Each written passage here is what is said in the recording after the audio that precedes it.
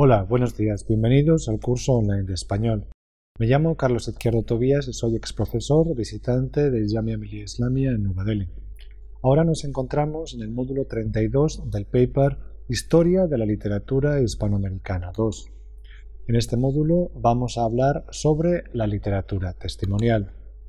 Los 60 fueron una fecundísima década de creación prosística en Hispanoamérica. Estos son los años en los que se inicia el gran éxito de la literatura del boom y de los literatos que el ímpetu de tal movimiento permite redescubrir. También en esta década la literatura testimonial, que ya existía como género, adquiere gran popularidad y un nuevo carácter con fuertes raíces sociales. En esta literatura los enfoques personales están supeditados a la transmisión de las versiones que una comunidad tiene de hechos concretos. Combinación de reportaje periodístico, investigación social, ensayo, documento vivo, etc. El testimonio se multiplica y se hace más célebre precisamente en los años en los que la prensa está limitada por la censura de las dictaduras. Este es el caso de México y Argentina. En otros países, sin embargo, la literatura testimonial se convierte en herramienta al servicio de los procesos revolucionarios, como ocurrió en Cuba o Nicaragua. En general, este tipo de escritura se dedica a dar voz a los que no han sido representados en los medios de comunicación de masas. En palabras de José Oviedo, representa una forma de historia oral y de periodismo humanitario que se presta a las técnicas del reportaje contemporáneo del New Journalism norteamericano, en el estilo heterodoxo de Truman Capote y Norman Mailer, y también los métodos de trabajo de campo sociológico. Sí, en algunos casos los alcances del género están limitados por la actualidad del asunto o la concepción ancilar de lo literario, es innegable su trascendencia histórica y social. Al otorgar un papel protagónico a los héroes anónimos, expresa un lato sentido popular y democrático. Resuelve además la tensión entre el lenguaje culto y el popular, trayendo al círculo de la literatura un rico sustrato que le era marginal. Un crítico lo ha llamado con razón discurso periférico. Comenzamos hablando sobre dos autores en México. México es uno de los países donde la literatura testimonial tiene un mayor peso. Destacamos aquí a Elena Poniatowska y a Carlos Monsiváis. Elena Poniatowska nació en París de un padre descendiente del último rey de Polonia y una aristócrata mexicana. Con la Segunda Guerra Mundial, la familia emigró a México. Elena estudió en México y en los Estados Unidos. En 1953 comienza trabajando de periodista en México. Sus primeras entrevistas a personalidades de la cultura mexicana aparecieron en Palabras Cruzadas de 1961. Elena Poniatowska ha ejercido una gran influencia en la vida intelectual mexicana.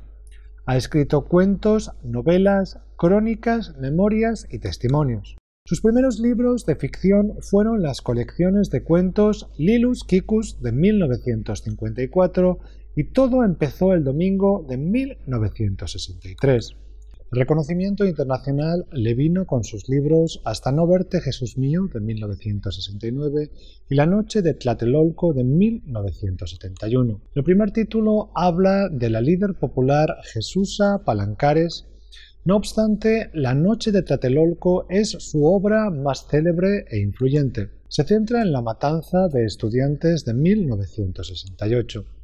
A finales de la década de los 60, el gobierno del PRI tomó medidas antidemocráticas como la anulación de elecciones regionales que había perdido y reprimió a sectores de la sociedad como a los movimientos estudiantiles. El 2 de octubre de 1968, miles de personas que protestaban en la Plaza de las Tres Culturas de Tlatelolco, en Ciudad de México, fueron atacadas por el ejército. Cientos de personas perdieron su vida aquel día y más de 2000 fueron detenidas. Poniatowska se aparta de la versión oficial de los hechos para describirlos con una extraordinaria viveza en un collage compuesto de varias voces instantáneas y fragmentos documentales. José Miguel Oviedo destaca la contribución de Poniatowska al conocimiento de la nueva sociedad mexicana y su compromiso con lo sin historia. Aquí reproducimos los 2 primeros párrafos de La noche de Tlatelolco. Son muchos, vienen a pie, vienen riendo. Bajaron por Melchor Ocampo, La Reforma, Juárez, 5 de mayo, muchachos y muchachas estudiantes que van del brazo en la manifestación con la misma alegría con que hace apenas unos días iban a la feria, jóvenes despreocupados que no saben que mañana, dentro de 2 días, dentro de 4, estarán allí hinchándose bajo la lluvia después de una feria en donde el centro del tiro al blanco lo serán ellos, niños blanco, niños que todo lo maravillan, niños para quienes todos los días son día de fiesta, hasta que el dueño de la barraca del tiro al blanco les dijo que se formaran así el uno junto al otro como una tira de pollitos plateados que avanza en los juegos clic, clic, clic, clic, clic y pasa a la altura de los ojos, apunten, fuego y se doblan para atrás rozando la cortina de satín rojo. El dueño de la barraca les dio los fusiles a los cuicos, a los del ejército, y les ordenó que dispararan, que dieran en el blanco, y ahí estaban los monitos plateados con el azoro en los ojos, boquiabiertos ante el cañón de los fusiles. Fuego, el relámpago verde de una luz de bengala. Fuego, cayeron pero ya no se levantaban de golpe, impulsados por un resorte para que los volvieran a tirar al turno siguiente. La mecánica de la feria era otra. Los resortes no eran de alambre, sino de sangre, una sangre lenta y espesa que se encharcaba, sangre joven pisoteada en este reventar de vidas por toda la plaza de las Tres Culturas. Carlos Monsiváis nació en Ciudad de México el 4 de mayo de 1938 y falleció en esa misma ciudad el 19 de junio del 2010. Fue cronista, crítico, antólogo, ensayista y comentarista de las transformaciones de la vida mexicana. Periodista de profesión, sus obras están dotadas de una agilidad e ironía que procede de su aguda reproducción del lenguaje contemporáneo de los mexicanos. Una mezcla de giros locales, burlones préstamos lingüísticos del inglés, la ambigua actitud de sarcasmo y resignación con la que hablan de sí mismos y los males de su país. Entre sus obras podemos destacar Días de guardar de 1970, un libro de crónicas con textos que, centrándose en feriados nacionales y fechas clave, buscan hacer una radiografía de la vida e identidad mexicanas actuales. Habla, por ejemplo, como Poniatowska del 2 de octubre de 1968 y de la masacre de Tlatelolco.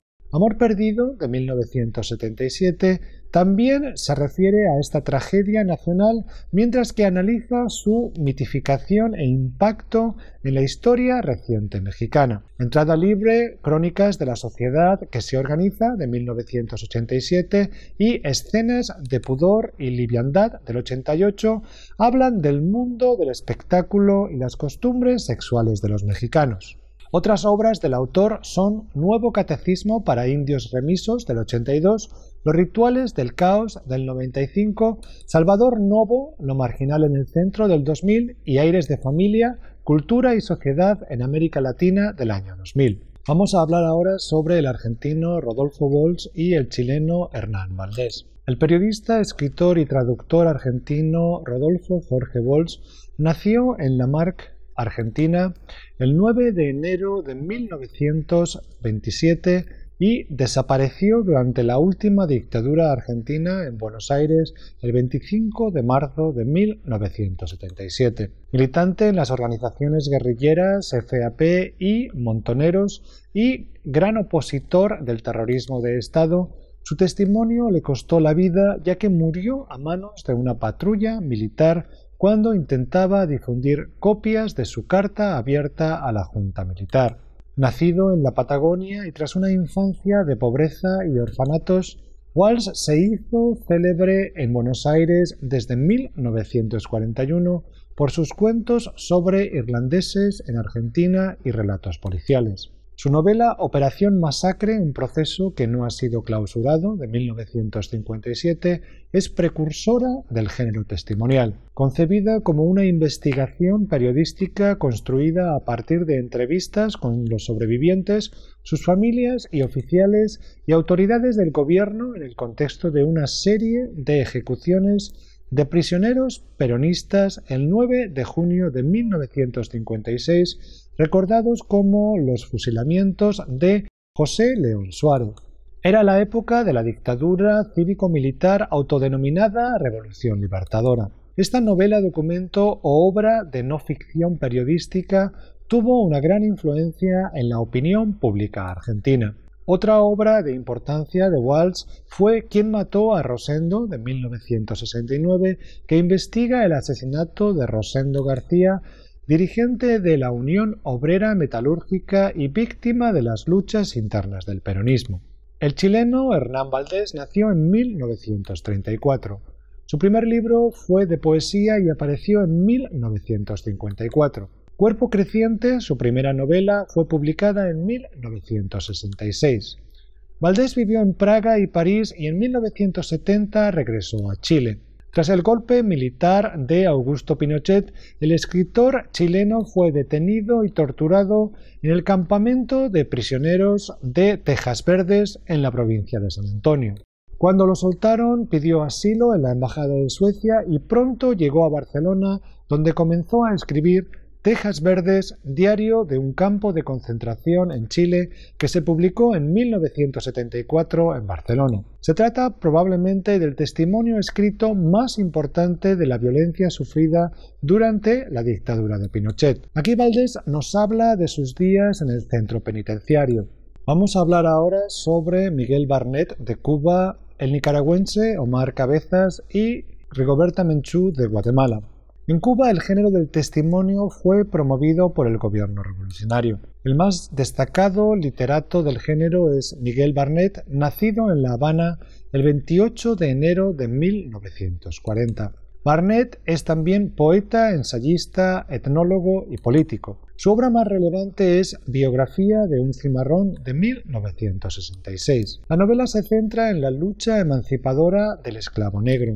Al contrario que las novelas de tono romántico Sap de Gertrudis Gómez de Avellaneda de 1941 o Cecilia Valdés de Cirilio Valverde de 1939 y 1982, la obra de Barnet introduce el rigor y el método de la observación antropológica, el encaje preciso entre la memoria individual y colectiva, un verismo sobrio para reproducir la época y las inflexiones coloquiales. A través de un personaje sin historia, el autor reconstruye la imagen de un país entero y de su profundo drama racial. No solo su indagación es válida, también lo es su comprensión del complejo fenómeno de la transculturación africana en el Caribe. Esteban Montejo es el protagonista de esta novela sentimental, un personaje real que nació en 1860 como esclavo. Los padres de Montejo habían sido transportados desde África para satisfacer la creciente mano de obra de la industria azucarera cubana. Esteban Montejo pudo disfrutar de diversas manifestaciones de las culturas africanas que habían traído sus padres y fue testigo de varios intentos de resistencia al sistema que los esclavizaba. Durante la Guerra de los 10 años de Cuba, Montejo huyó y vivió como cimarrón, término usado en América colonial para describir a los esclavos que escapaban de su cautiverio. Montejo llegó a luchar en la guerra contra España en 1895. Omar Cabezas nació en 1950 en León, Nicaragua. Político militar, escritor y guerrillero, participó en las acciones guerrilleras contra la dictadura de Anastasio Somoza y que trajeron al poder al movimiento sandinista. Este proceso fue documentado por milicianos como Cabezas, que ofrecieron una nueva versión de la trágica historia de su país. Su obra La montaña es más que una estepa verde, de 1982, destaca por la frescura y autenticidad de su lenguaje y nos cuenta sobre la vida de los guerrilleros y sus tribulaciones durante su estancia en las montañas. Aquí reproducimos el primer párrafo de la obra. Recuerdo que ingresé al frente después de unas vacaciones, después que me bachilleré. Fue un verano como en marzo o abril de 68, después de la matanza de enero de 1967. Me acuerdo que íbamos por la calle algunos compañeros a estudiar. Era de madrugada, tempranito en la mañana, cuando de repente nos paran en la calle unos guardias hijos de puta, nos ponen contra la pared y todo. En ese momento había sido la masacre de Managua, había sido por la tarde o por la noche.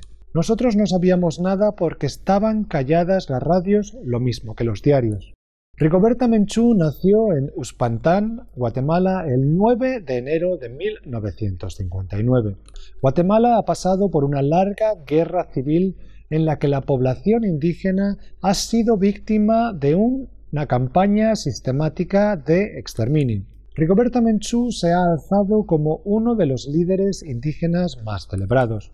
Miembro del grupo Maya Quiché, su labor como defensora de los derechos humanos y embajadora de buena voluntad de la UNESCO ha sido reconocida con el Premio Nobel de la Paz de 1992 y el Premio Príncipe de Asturias de Cooperación Internacional de 1998. A la concesión de estos galardones ha contribuido su libro Me llamo Rigoberta Menchú y así me nació la conciencia, publicado por primera vez en México en 1983. Esta obra representa las luchas de la mujer, el pueblo indígena y los movimientos de liberación nacional. Cabe señalar aquí que el libro no lo escribió ella, sino que se lo dictó a la activista venezolana Elizabeth Burgos. David Stoll opina que el texto no es un retrato de la vida individual de Menchú, sino una síntesis o relato oral de la lucha de su pueblo, en la que mitos, imaginación y versiones ajenas se mezclan de modo inextricable. Aquí reproducimos un pasaje de la mencionada obra. En ese tiempo yo estaba libre. Mi padre me decía, tú eres independiente, tú tienes que hacer lo que quieres hacer, pero siempre y cuando vaya en función de nuestro pueblo. Era la idea de mi padre. Yo tenía la plena libertad de decidirme de irme a otro lugar. Entonces yo dije, yo me voy, precisamente porque nosotros en la aldea no nos secuestró ningún soldado. No violó a ninguno. Pero en otras aldeas yo no soportaba muchas mujeres, cientos de mujeres, señoritas, viudas, estaban embarazadas porque los soldados las obligaron a utilizarlas sexualmente. A mí me daba vergüenza de quedarme en mi lugar tan solo porque yo estaba tranquila y no pensar en nosotros. Entonces decidí irme. Mi padre sabía y decía, donde te estás metiendo es posible que no seas dueña de tu vida. Te matan en un momento, te matan mañana, pasado mañana o cualquier tiempo. Pero yo sabía que era un compromiso que yo tenía que cumplir de ir a enseñar a las otras gentes cómo se tienen que defender en contra de un enemigo. Y terminamos aquí este módulo dedicado a la literatura testimonial. Muchas gracias.